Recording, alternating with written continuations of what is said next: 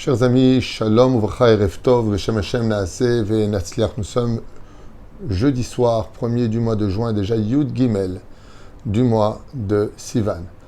Chaim Tovim ou Shalom, shiur acheté par Chaim Lombroso, si je prononce bien, Brouria et leurs enfants, pour l'élévation de l'âme de leur maman et grand-mère, Eliane Messiada Bat Elis. זיכרונה לברכה, רוח השם, תנחנה בגן עדן עליון, בכל השורבות עמה בכלל, הרחמים והסליחות וכן יהי רצון ונאמר אמן, תהי נשמתה צרור החיים, en espérant בעזרת השם ברח que ce שיעור יעלה את נשמתה כזוהר הרקיע, בנחת ובשלווה, et bénisse la famille Lombroso, בעזרת השם, qui ont acheté ce שיעור, Chaim, Ayaka, Broria et tous les enfants d'or et Shomorach Mipi Elion, que la Torah vous protège et vous donne tous les bonheurs, Be'ezrat Hashem, Géoula Pratit Beklalit pour vous et tous les enfants d'Israël. Et sans plus tarder, nous commençons notre Shiur Yishuot Venechamot, le Kol Am Israël, Be'ezrat Hashem Barach, avec la paracha de Be'alotecha, sur lequel un des sujets va développer une grande question que nous allons essayer de voir ensemble, Be'ezrat Hashem. Il est marqué Vaishma Moshe et Ha'am Boché le Mishpechotav. Moshe Rabbeinu, à travers tout ce qui se passe du début de cette paracha jusqu'à la fin de cette paracha où il y a beaucoup de mouvements, paracha très intéressante où chaque sujet est un compartiment de par lui-même à développer, mais qui s'engendre tout à fait l'un avec l'autre, car quand on finit par se plaindre, on finit par faire du Lachon Hara. Donc la paracha nous parle de beaucoup de plaintes, beaucoup de pleurs, beaucoup de ça va pas, beaucoup de ceci, beaucoup de cela, et ça finit avec Myriam qui fait du Lachon Hara sur Moshe Rabbeinu. Donc là on apprendra, comme on l'a expliqué ce matin d'Afka dans un shiur, la gravité de se plaindre constamment au lieu de se concentrer sur ce qu'il va bien, sur ce qu'on peut arranger. Effectivement, quand je le dis souvent, quand on veut voir le bien, il faut aussi savoir où se trouve le mal pour arranger le mal et que tout aille bien, et non pas simplement que le bien. On ne peut pas ignorer le mal, hein, sinon on finit par engendrer d'une certaine façon de l'obscurité dans le monde du bien, parce que le mal a aussi son poids, il faut le soigner. Comme je dis souvent, ne fuis pas trop tes problèmes, affronte-les pour mieux les surpasser. Oufrein, Vaishma Moshe et Ha'am Boché. Le peuple d'Israël pleure. Jusque-là, le peuple d'Israël, il pleure. Il y a un mot qui paraît facultatif, les Mishpechotav. Par famille. Ça veut dire qui a pleuré dans cette paracha? Pas simplement les hommes, ou les femmes, ou les enfants. Tout le monde s'est mis à pleurer. Même les grands-parents se sont mis à pleurer. Qu'est-ce qu'ils ont vu de spécial? Rashi, heureusement qu'il est là, intervient dans notre paracha et nous dit « Je vais te dire de quoi il s'agit. » Omer, Alma Bachou. Sur quoi ils ont pleuré? Rashi Akadosh nous dit « Al Iske Mishpachot. » Parce que cela touchait les familles. La Gemara, dans Masechet Shabbat, à la page Kuf Lamed, nous dit comme ça, de façon plus détaillée, qu'ils ont pleuré sur les Issouré Arayot, ils ont pleuré sur les interdits des unions permis et interdits par la Torah. Waouh! Qu'est-ce qui aurait dérangé les enfants d'Israël pour qu'ils se soient mis d'un coup tous à pleurer, comme si quelque chose les avait profondément dérangés? Oufren, de quoi est-ce que l'on parle? Des mariages interdits, des unions interdites. Comme par exemple, un homme ne peut pas épouser sa tante dans la Torah. Un homme peut épouser sa nièce. Il n'y a aucun interdit à cela. Mais un homme ne peut pas épouser sa tante. Mais il peut épouser sa cousine. Malgré tout, cela risquerait d'engendrer des problèmes sanguins. Car il y a des fois des incompatibilités. Ce qui fait que l'enfant pourrait sortir avec une anomalie. Si on fait les vérifications, selon la halakha, c'est tout à fait permis. On le voit d'ailleurs chez certaines personnes de certaines régions qui se marient très souvent qu'en famille. Il y avait aussi des cas comme ça en Tunisie. On a connu comme si des cas comme ça aussi pas chez les Druzes, j'ai oublié le nom, venus des terres de Russie, ils ne se mariaient qu'entre eux, que dans la même famille. Mais il y a des unions donc qui sont strictement interdites. Comme la femme Nida, par exemple, nous est interdite pendant ces 2 semaines. Alpisod, c'est un des points qui a été pleuré par les enfants d'Israël. Quoi, 2 semaines sans toucher notre femme, patati, patata. Les femmes se sont mis à pleurer, c'est trop difficile, mais se sont rendus compte que c'était pour leur bien. Mais la Gemara ne nous dit pas que c'était ce sujet-là. Il parle par exemple du Kohen avec une femme qui est divorcée, ou d'une Eshet Ish, un amant qui malheureusement ne savait pas que sa femme n'avait pas encore eu son guet et qui allait avec elle. Et ils ont été donc couchés ensemble. Et puis voilà qu'elle a eu son guet. Maintenant, il veut se marier avec elle. Cette union est strictement interdite selon la Torah. Et les enfants d'Israël se sont mis à pleurer sur le domaine de la mishpacha. Pourquoi? Comme à l'époque, par exemple, des Shevatim, le Midrash Tanchuma et d'autres Midrashim nous disent que chaque frère se mariait avec sa propre sœur. Avant, on se mariait avec sa propre sœur. Avec qui était marié Shimon? Il était marié avec Dina, qui était sa sœur de sang, du même père et de la même mère. Avec qui était marié Réhouven? Avec sa propre sœur. Avec qui étaient mariés les uns et les autres? Avec leur sœur, jusqu'au don de la Torah, où les choses sont devenues incestueuses. Donc, Arayot, strictement interdit, les unions interdites. Et en quoi cela a dérangé les enfants d'Israël? Plus que de se poser les questions, si vous voulez pleurer maintenant sur les interdits de la Torah, au sage de nous dire, pourquoi vous ne pleurez pas pour les problèmes de cacheroute? Ça c'est cachère, ça c'est pas cachère, ça t'as le droit, ça t'as pas le droit, il faut attendre 6 heures entre la viande et le lait, il ne faut pas mélanger le shatnez, les interdits de Shabbat, les interdits de Yom Tov, de ne pas déplacer, de ne pas toucher, de ne pas pouvoir prendre sa voiture, ou sa charrette à l'époque. Pourquoi c'est pas sur ça qu'on a pleuré? Pourquoi Dafka avoir entendu les interdits des unions interdites dans la Torah pour d'un coup voir toute une famille entière pleurer, comme c'est marqué, Vaishma Moshe a entendu, et Ta'am Boché les Mishpechotav. C'est toute la famille qui s'est mise à pleurer. Qu'est-ce qui a concerné toute une famille entière pour être pris dans une espèce de torpeur, de désarroi, au point que tout le monde pleure en même temps, et que Moshe l'entend? Est-ce qu'il n'y aurait pas eu d'autres cas plus importants de pleurer pour la faute du veau d'or, de Yom Kippourim, duquel il est marqué que c'est un des jours les plus heureux de l'année juive avec Toub Be'av? Mais Agnan de voir que juste là-dessus, Itmagdou ben Israël, tous les enfants d'Israël se sont Itmagdou, ça veut dire ils se sont concentrés dessus. Okay? Là, dans son livre Even Israël, Rabbi Yaakov Israël Fischer Zecher Tzadik Vekadosh Ibracha, il donne un très bel exemple. Et il dit, je vais te dire pourquoi. Imaginons un Israélien, donc de culture israélienne, qui parle que l'israélien et l'anglais éventuellement. On lui propose 2 shiduchim, comme l'explique aussi le Rav Yonah Metzger, Shlita Shibadel Chaim Arukim. Il tombe sur une israélienne qui est exactement ce qu'il recherche. Elle a de bonnes vertus, elle est pratiquante, elle est souriante, elle est plaisante, elle a tout ce qu'il recherche. Et le deuxième shidur est une fille de France, qui a exactement les mêmes caractéristiques que l'israélienne. Elle est super sympa, très plaisante, agréable, pratiquante, bonne midote, humble. Pareil, les deux se valent totalement.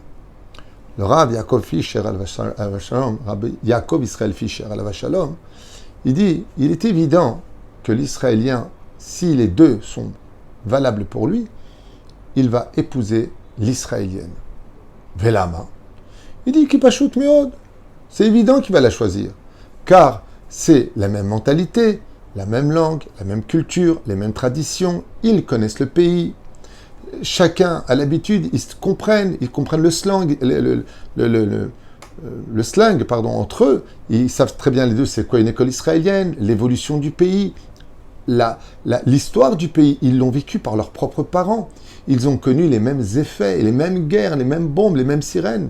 Tandis que celle qui vient de France, elle vient d'une culture où c'est pas tout à fait la même chose, c'est pas le même langage, c'est pas la même mentalité. Et donc, comme le disent très souvent ce fameux proverbe tunisien ou algérien, je sais pas, en tout cas, épouse toujours une fille de ta rue. Plus tu comprendras que la fille que tu vas épouser connaît parfaitement ton langage, parfaitement tes caractéristiques, parce qu'elle a grandi dans la même maison. C'est vrai que quand on voit 2 Tunisiens du bled qui viennent vraiment, qui se connaissent parfaitement, ils sont de Tunis même tous les deux, comme ils disent là-bas, eh bien, ils connaissent les mêmes rues, leurs parents fréquentaient les mêmes lieux, donc ils grandissent un peu comme un frère et une sœur. Il y a quelque chose qui nous a reliés, quelque chose qui nous a unis. Ah, tu viens de tel pays, tiens, moi aussi je suis de là-bas, j'arriverai mieux à te comprendre, parce que je sais d'où tu viens. Mais par contre, c'est vrai que si l'Israélien va se marier avec une Française, même si elle a tout de très bien, c'est pas la même mentalité. Ce ne sera pas le même, reçu de la même façon dans la famille. Ah, pourquoi en Israël ils font comme ça? Mais vous, les Français, vous n'êtes pas un peu trop... excusez-moi, et comment? C'est pas un peu trop ce que vous faites? C'est pas un peu trop plus d'excuses que de besoins? C'est pas la même mentalité. Ici, en Israël, on est beaucoup plus franc. On est beaucoup plus direct. En France, c'est beaucoup plus diplomate, c'est une autre culture. Ça ne veut pas dire que l'un est mieux que l'autre est moins bien que l'autre. Mais ça veut dire que c'est pas la même chose. Ou pareil, une américaine, ou une chinoise, ou une juive de tout pays. Et ça, les enfants d'Israël, ils l'ont bien compris. Ils l'ont bien assimilé. Quand tu viens, que tu sais exactement que sa mère, eh bien, c'est ta sœur, que ceci, que cela, que ta tante, par exemple, qui est née après toi, parce que la maman a eu un enfant beaucoup plus tard, ben, tu sais qui est la famille, tu sais où elle a grandi, les plats, c'était les mêmes, on a fait des chapates ensemble déjà depuis petit, on se connaît tellement bien que c'est une sécurité pour vivre une vie heureuse de couple. C'est ce qu'explique le Rav Yaakov Israël Fischer. Ainsi, les Bnei Israël ont réalisé une chose qui nous parle à nous aujourd'hui. Pourquoi ils ont pleuré d'Afka pour les unions interdites par la Torah? Parce qu'ils ont dit, ben on préfère épouser une fille de notre famille qui ne soit pas considérée comme étant une inceste que d'épouser une fille qu'on connaît de nulle part. Et d'ailleurs, cette idée va les poursuivre jusqu'en Israël, puisque chaque tribu n'épousait qu'une fille de sa propre tribu. Shimon ne se mariait qu'avec Shimon, Reuven qu'avec Reuven, Issachar qu'avec Issachar. Chacun se mariait les uns avec les autres. Mais à tout Béhav, les tribus se sont mélangées.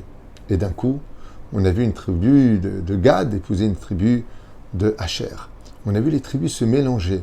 Il s'est passé quelque chose où la confiance est enfin rentrée dans le cœur du peuple d'Israël.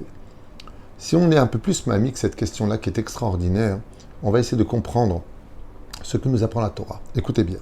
Ainsi, on dit les Bnei Israël. Chazal, ils disent que les Bnei Israël ont dit il n'y a pas plus important au monde que la famille et que l'esprit de famille.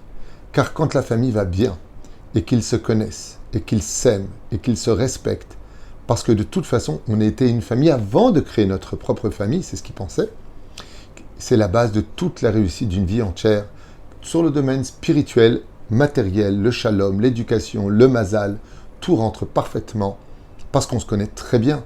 Et tout comme on ne peut pas divorcer de sa sœur, de son frère, de sa tante ou de son neveu, parce qu'on a un lien parental, les enfants d'Israël, sortis d'Égypte, étaient persuadés que c'était la clé du bonheur. Et vient la Torah leur dire pas du tout. Ah bon? Dit pas du tout. Pourquoi? Parce qu'autour de la table de la Torah, il se passe des choses qui sont déjà une union familiale avant même d'être unis par le sang.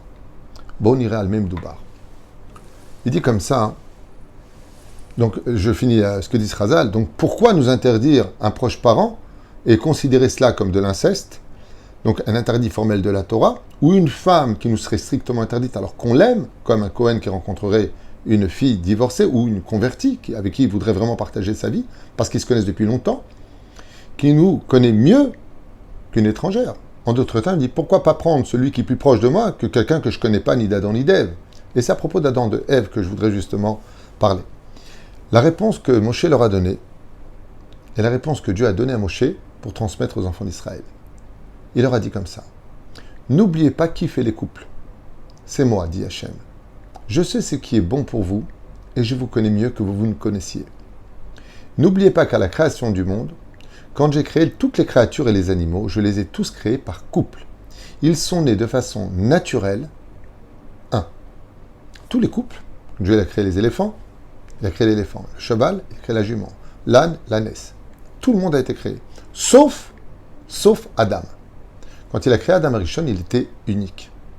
Et parce qu'il est marqué par la suite qu'il n'était pas bon pour l'homme de vivre seul, Dieu lui a créé sa femme. Et d'où est-ce qu'il a créé? De sa côte. Il a créé la femme de sa côte, comme il a dit, Kehat Basar mi Bessari. Tu es une partie de moi en moi. D'où est-ce que tu sors? De moi en moi.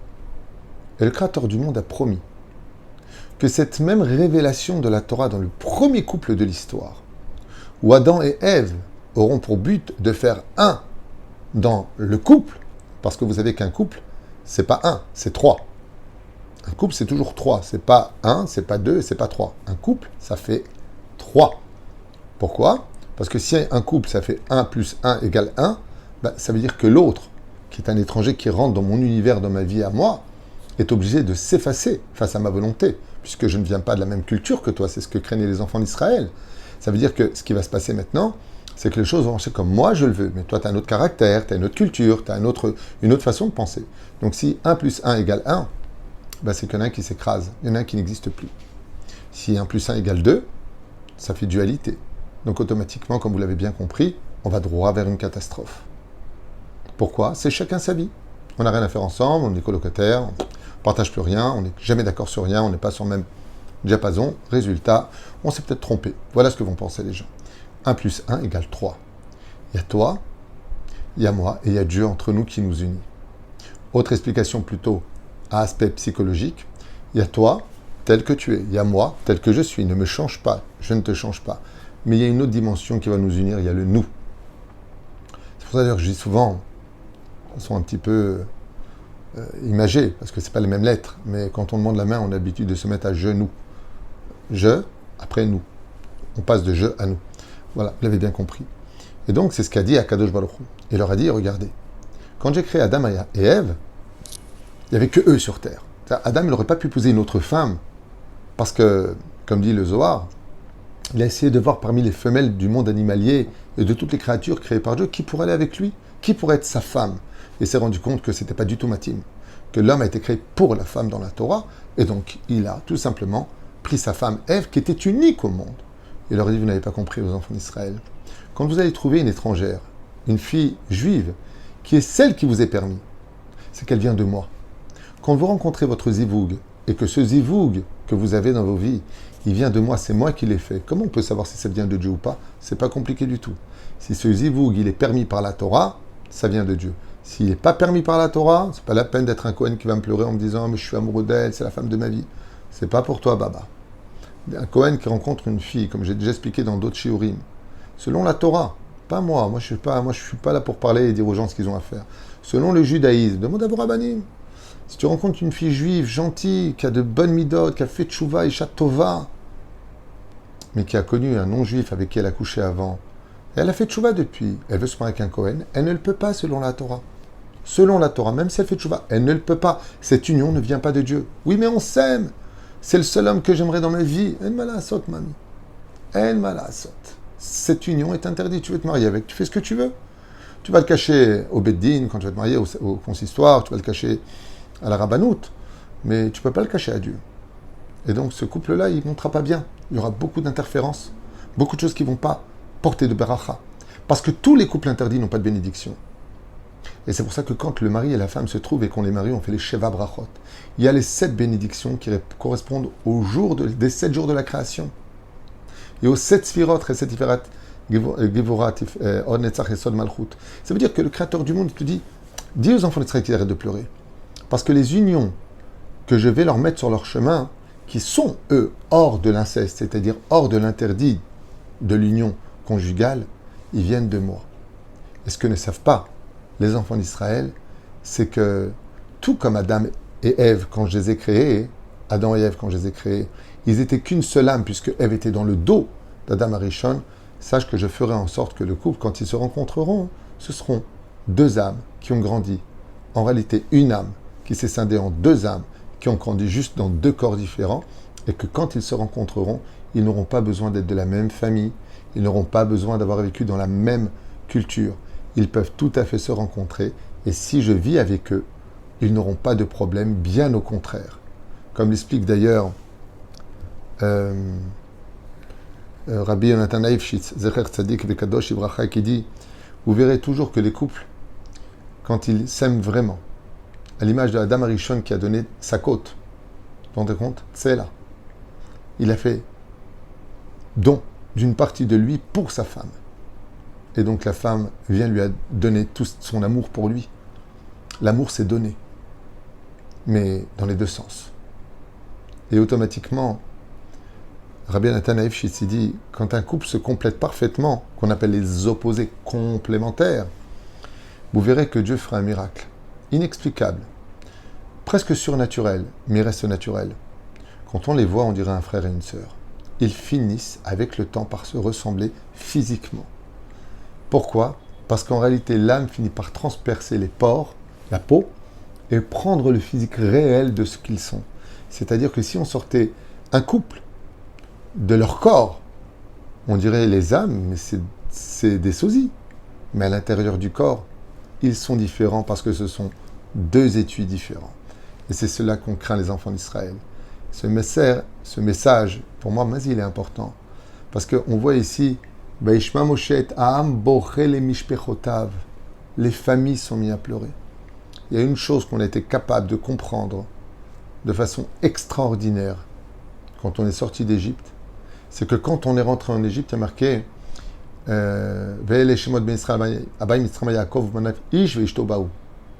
ils sont venus en famille. Et quand ils ressortent d'Égypte, leur plus grande crainte, c'est la famille. Parce que quand dans la famille, tout va bien, dans la vie, tout va bien. Et c'est pour ça qu'ils n'ont pas pleuré sur les autres mitzvot. Parce que quand le mari et la femme s'aiment, se respectent, se comprennent, s'écoutent, alors tout va bien. Sachez une chose d'ailleurs, et je finirai avec ça pour ce chiour, mais on fait beaucoup de recettes dans la vie. Chacun de nous a des degrés différents selon nos moyens, nos possibilités et nos capacités. On fait du chesed. On donne. On essaie de faire du bien, des bonnes œuvres.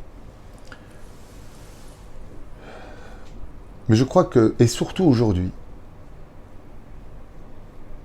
j'aimerais vraiment le dire à voix haute, en espérant que ce cours sera très écouté et partagé. Il y a un chesed que l'on ignore comme étant un chesed, et c'est peut-être le plus grand chesed de 2023 de l'ère vulgaire. De savoir écouter l'autre, de comprendre l'autre, d'être capable de se taire quand l'autre te parle, au lieu de l'interrompre constamment, et d'essayer de comprendre quelle est sa douleur. Bon, si l'autre s'était mise à répéter 15 fois les mêmes phrases, à un moment tu vas l'arrêter, donc j'ai compris, mais là il faut arrêter de répéter parce qu'on perd du temps. Le temps est précieux. Je ne parle pas de ça. Je parle de la personne qui t'explique son problème, ta femme qui te parle, ton mari qui te parle. Il faut que tu comprennes. Regarde, il y a un truc qui me dérange. Écoute-le. C'est un des plus grands chesed dont tous les couples ont particulièrement besoin. Car tant que la communication existera dans le couple, toutes les solutions seront toujours à l'horizon. C'est quand il n'y a plus de conversation, plus de communication.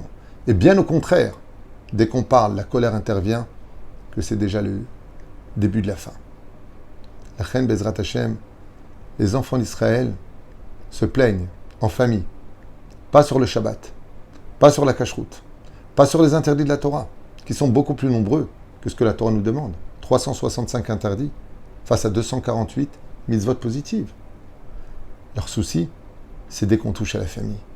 Parce qu'en Israël, chez nous les Juifs, il n'y a pas plus sacré que la famille. Parce que quand la famille va bien, alors même quand on perd un parent qui nous est cher, c'est une partie de la famille qui se déconnecte de la famille, qui passe dans un autre monde parallèle. Et bientôt comme celui qui est parti de ce monde, comme la personne pour qui nous avons fait, et nous faisons ce chiour, l'élévation de l'âme de Eliane Messiada, Aléa Shalom Bat Elis, eh bien, elle, ce qu'elle veut, c'est une famille unie sur terre. Une famille dont ses enfants respectent leurs femmes, les femmes respectent les maris. Dans les deux sens, les enfants sont étudiés sur le chemin de la Torah et des mitzvot. Quand c'est comme ça à la maison et que l'harmonie est au rendez-vous, alors là-haut, il trouve le shalom et nous, on vit dans le shalom. Baruch Adonai Leolam, Amen ve Amen.